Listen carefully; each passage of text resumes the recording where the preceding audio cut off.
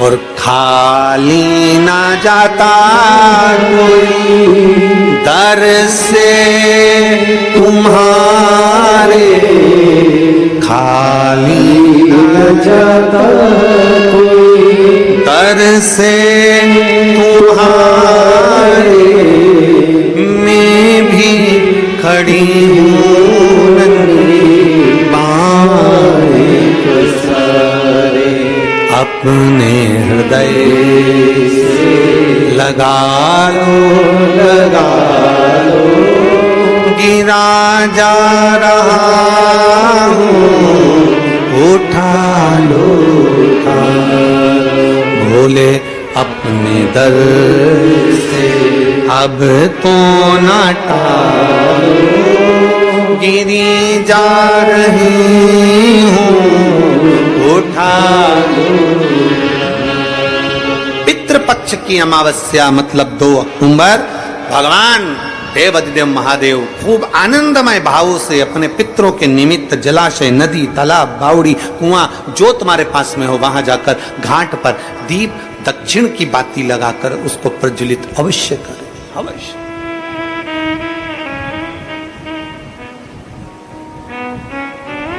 कोई मौका मिल जाए दान पुण्य करने का तो करो, सत्कर्म करने का मिल जाए सत्कर्म करो, भजन करने का मिल जाए भजन करो, स्मरण करने का मिल जाए स्मरण करो।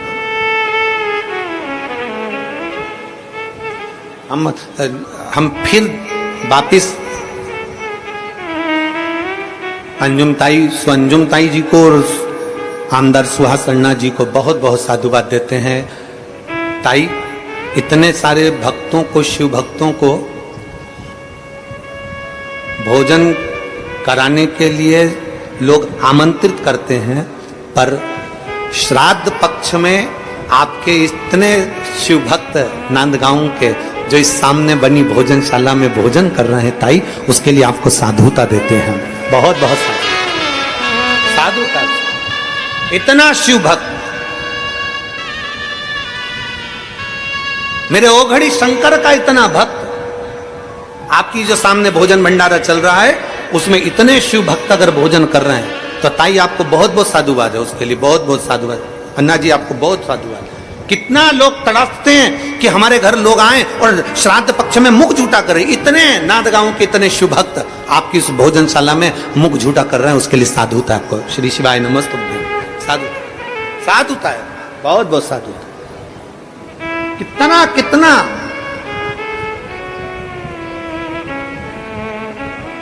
और तेरी कृपा बिना न हिले एक भी अणु, लेते हैं श्वास तेरी कृपा से। बखान क्या करूं मैं राखों के ढेर का, चपटी भभूत में खजाना कुबेर का। हे गंगाधार मुक्ति द्वार ओंकार तू, भोले ओंकार तू। आयो शरति हाय शंभु तार तार तू।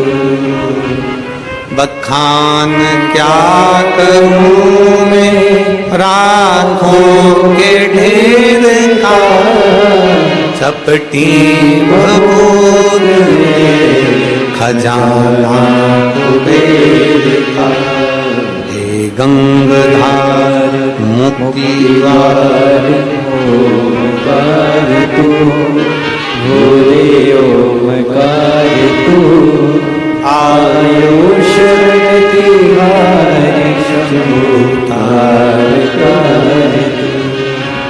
ये हमारा सनातन धर्म हमको सिखाता है, ये हमारा राष्ट्र हमको सिखाता है, ये हमारा राष्ट्र हमको सिखाता है, हमारा सनातन धर्म हमको सिखाता है,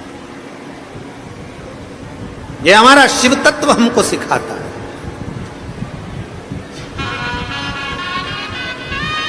कल उस माता ने एक प्रश्न और लिखा था, गुरुजी श्राद्ध में कौवे को भोजन क्यों दिया जाता है?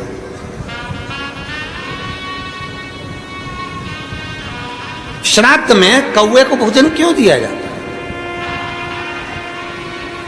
अरे भाई मेरी जीजी, मैं आपको हाथ जोड़कर प्रणाम कर निवेदन करना चाहूंगा कि श्राद्ध में कौवे को भोजन क्यों दिया जाता है, किसी साइंटिस्ट से पूछें, किसी वैज्ञानिक से पूछें, किसी रिसर्च सेंटर से पूछें कि कौवे को श्राद्ध में भोजन क्यों दिया जाता है। हमारा सनातन धर्म साइंस से जुड़ा हुआ है। हमारे शास्त्र, हमारे वेद, हमारे पुराण, हमारे जितने वेद पुराण शास्त्र सब साइंस से जुड़े हुए हैं। और हमारा शास्त्र कहता है कि श्राद्ध में कौवे को भोजन क्यों दिया जाता है। उसका एक कारण है, श्राद्ध का भोजन कौवा जब करता है, कौवा भोजन करने के बाद उस भोजन को करने के बाद उस भोजन को पचाने के लिए कौवा पीपल के वृक्ष पर बैठता है। कौवा जब पीपल के वृक्ष पर बैठता है तो पीपल के वृक्ष के फल को, उसके पत्ते को, उसकी जड़ को, फल को खाना प्रारंभ करता है। कौवे का श्राद्ध का भोजन ऐसे ही नहीं पच जाता। कौवा पीपल के फल को खाता है। पीपल के फल को खाता है तो वो फल खाया हुआ कौवा किसी दीवार पर, किसी भूमि पर अपनी बीट करता है तो वहां पीपल का पेड़ उत्पन्न हो जाता है, जिससे सनातन धर्म की मजबूती होती है।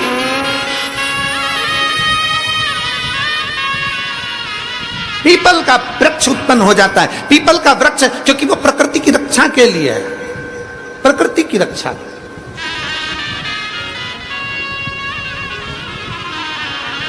आ जाइए, आ जाइए, आ जाओ।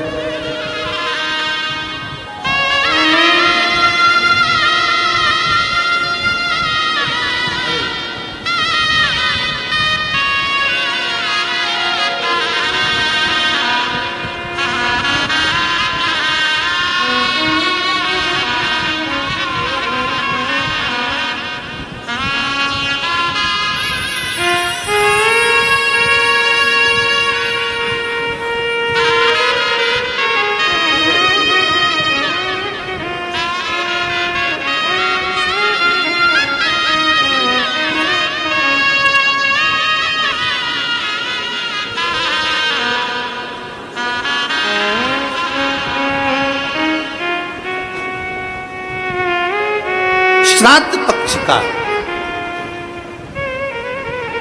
श्राद्ध पक्ष का वो भोजन कौवा पचा नहीं पाता। पीपल का फल खाता है, भोजन पचाता है। कितना विचित्र है हमारा सनातन धर्म। जरा देखिए कि एक पक्षी भी एक वृक्ष को लगाने की दम रखता है, तो आप और हमारा भी फर्ज बनता है कि कम से कम अपने पूर्वजों के नाम से एक वृक्ष जरूर लगाना चाहिए। एक वृक्ष जरूर लगाना चाहिए। ये सनातन धर्म की मजबूताई, सनातन धर्म की।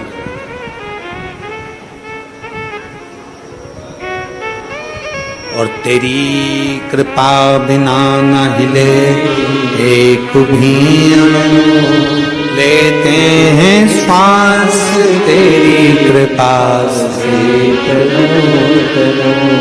बखान क्या करूं मैं रातों के ढेर का, चपटी बहुत में खजाना हे गंगधार मुक्ति द्वार ओंकार तू भोले आयो शरती शंभुतार। चारों तरफ प्रकाश करने की सामर्थ्यता सनातन धर्म की है। सनातन धर्म। और बहुत ध्यान से, बहुत सावधानी से स्मरण रखिएगा,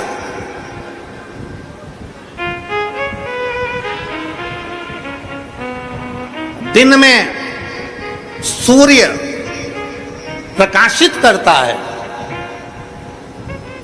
दिन में सूर्य प्रकाशित करता है, रात्रि में चंद्र प्रकाशित करता है। दिन में सूर्य प्रकाशित करता है, रात को चंद्रमा प्रकाशित करता है, रात को चंद्र प्रकाश करता है, और तीनों लोक में सनातन धर्म प्रकाश करता है। ये हमारा ये हमारा सनातन धर्म है।